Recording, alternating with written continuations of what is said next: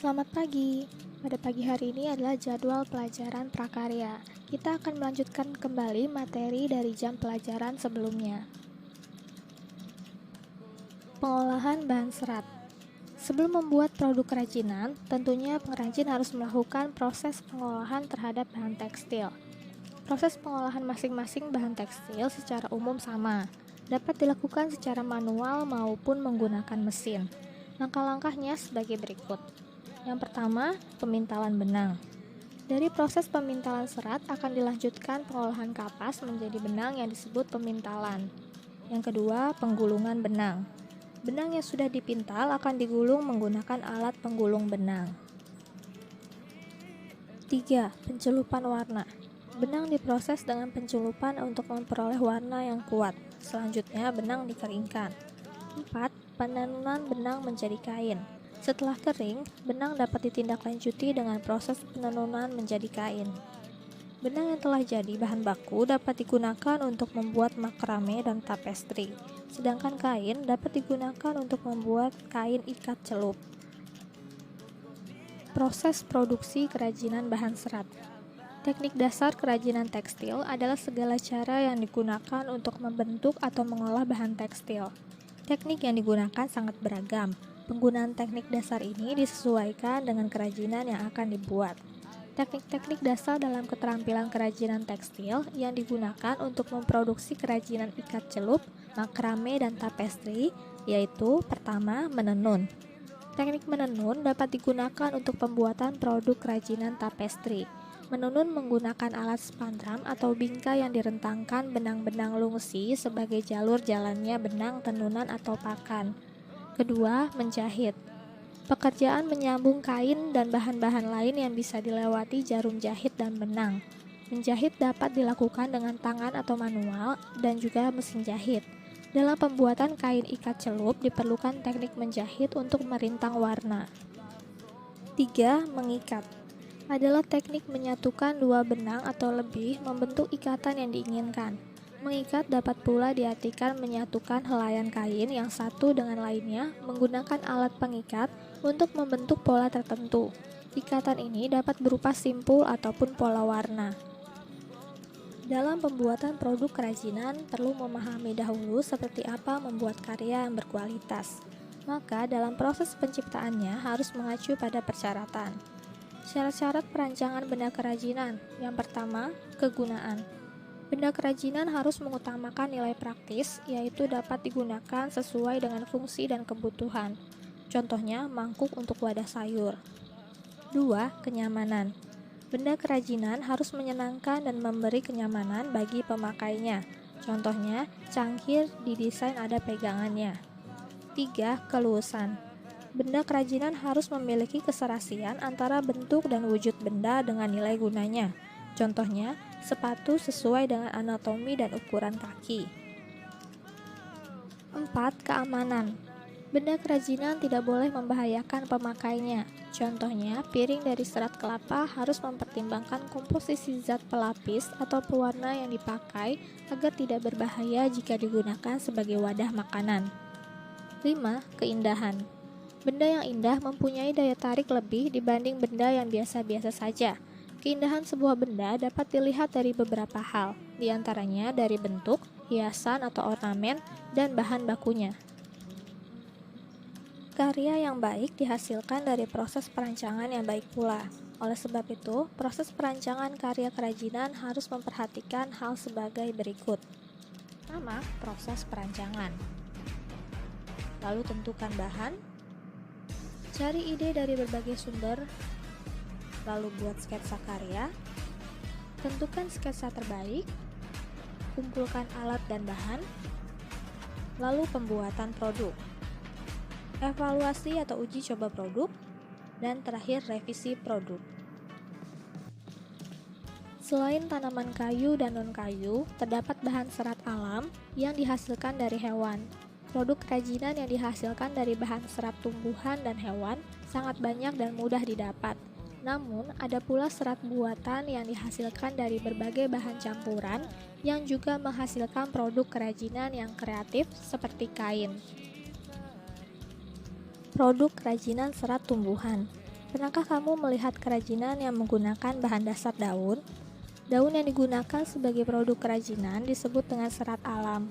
Serat alam yang biasa digunakan diantaranya daun eceng gondok, daun pandan, daun jagung, daun pisang atau pelepah pisang, daun kelapa atau janur, daun lontar, daun pandan, dan daun pohon gebang.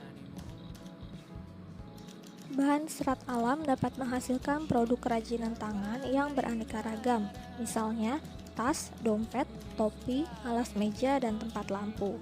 Teknik pembuatan kerajinan dari serat alam ini sebagian besar dibuat dengan cara dianyam. Namun, ada juga yang menggunakan teknik tempel atau jahit.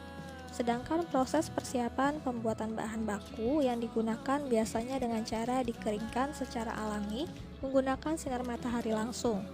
Untuk menghindari jamur, bahan serat alam harus direndam dahulu dalam waktu tertentu dengan larutan natrium benzoat atau zat pengawet lainnya, sehingga bahan serat alam dapat tahan lama tanpa jamur. Alat yang digunakan untuk membuat produk kerajinan dari bahan serat alam cukup banyak. Peralatan yang digunakan sesuai kebutuhan. Peralatan yang dapat digunakan untuk mengolah daun atau serat alam yaitu gunting, cutter, pisau, lem tembak, dan jarum jahit. Pembuatan produk kerajinan bahan serat tumbuhan, baik yang dibuat sebagai bahan baku tekstil ataupun yang dibuat sebagai fungsional, memiliki prosedur yang berbeda. Bahan serat alam yang berasal dari serat atau sabut kelapa dapat diproduksi sebagai keset atau bahkan sebagai isi bantal. Bahan serat alam dari daun atau pelepah pisang, pandan atau eceng gondok dapat diproduksi menjadi berbagai bentuk kerajinan yang memiliki fungsi pakai dan juga fungsi hias dengan menggunakan teknik dianyam. Contohnya,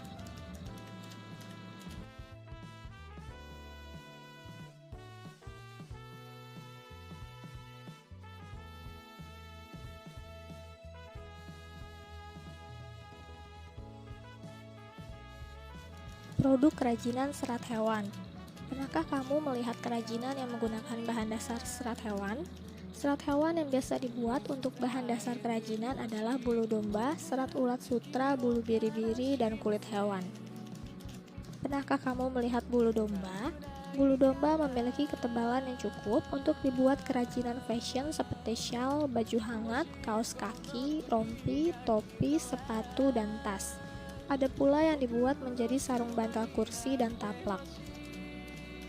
Bahan-bahan serat hewan dapat diolah dengan berbagai cara dan dilakukan dengan beberapa tahap pengolahan, seperti pencukuran, pembersihan dengan cara pencucian, pengeringan, dan kemudian dipintal.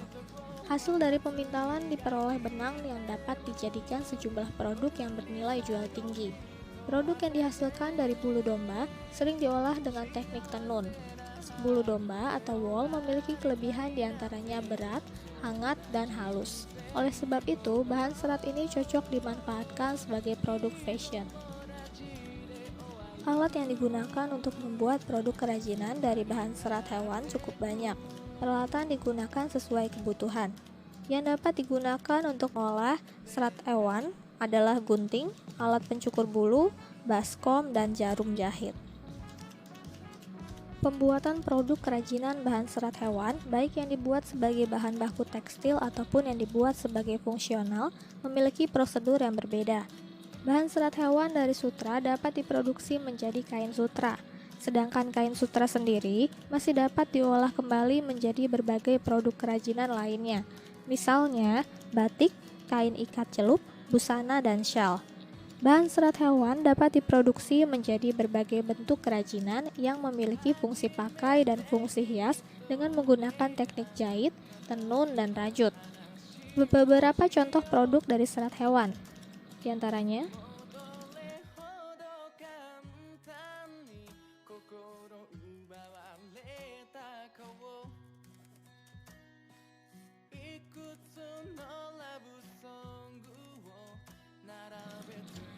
penyajian sebuah produk kerajinan disebut juga dengan kemasan.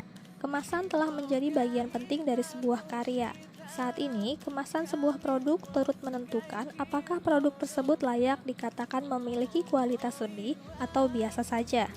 Bentuk kemasan sangat membantu para pengrajin atau produsen mengenalkan dan mendekatkan produk kepada konsumennya. Hanya dalam beberapa detik saja, sebuah kemasan dapat merubah cara pikir seseorang dari tidak tertarik menjadi tertarik untuk terhadap sebuah produk. Dilihat dari fungsinya, kemasan memiliki 4 fungsi utama. 1. Menjual produk. 2. Melindungi produk. 3. Memudahkan penggunaan produk. Dan terakhir, memperindah penampilan produk.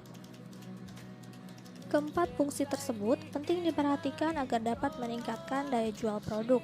Kemasan sebagai pelengkap produk dengan tujuan agar produk terlihat lebih menarik. Bahan dasar dari kemasan itu sendiri sangat bervariasi, seperti logam, plastik, kayu, serat alam, kardus, kaca, dan mika. Pilihan bahan kemasan harus disesuaikan dengan jenis produk kerajinan yang akan dikemas. Penting untuk dipahami bahwa produk yang diperuntukkan dijual, maka kemasan harus lebih berguna untuk melindungi keamanan karya dari kerusakan, sedangkan jika untuk dipamerkan, maka kemasan lebih berfungsi sebagai penunjang produk utama. Tugas hari ini, Ibu akan mengambil nilai praktek pada bab ini dengan pembuatan karya. Tugas dilakukan secara individu. Buatlah sebuah karya kerajinan bahan serat. Bahan yang digunakan adalah bahan serat yang terdapat di daerah tempat tinggalmu. Jenis kerajinan bahan serat yang akan kamu buat dapat memilih dari karya yang ada pada buku siswa, atau kamu telah mempelajari kerajinan bahan serat yang lain saat melakukan observasi, atau kamu bisa mencari tahunya melalui internet seperti Google, YouTube, dan lainnya. Lakukanlah hal yang sesuai dengan keinginanmu. Gunakan informasi dari hasil observasi dan wawancara atau berdasarkan hasil bedah buku sumber atau referensi yang telah kamu dapatkan. Buatlah juga kemasan sebagai karya untuk dipamerkan atau dijual. Lalu, buat tutorial dalam bentuk video yang memuat seluruh tugas, penemuanmu, sketsa karya, serta proses berkaryamu yang bisa dijadikan sebagai sebuah kinerja yang menarik dan penuh estetika. Kumpulkan tugas dengan cara upload di Instagram atau YouTube kamu dengan durasi video maksimal 5 menit. Bagi yang mengumpulkannya di Instagram, jangan lupa tag ke akun. Bagi yang tidak memiliki akun Instagram ataupun YouTube, kamu masih bisa mengumpulkannya melalui email. Kirimkan ke email berikut dengan subjek, lalu setelah kamu upload tugas kamu di sosmed, kamu laporkan kembali di grup WhatsApp khusus prakarya dan TIK. Tugas dikumpulkan paling lambat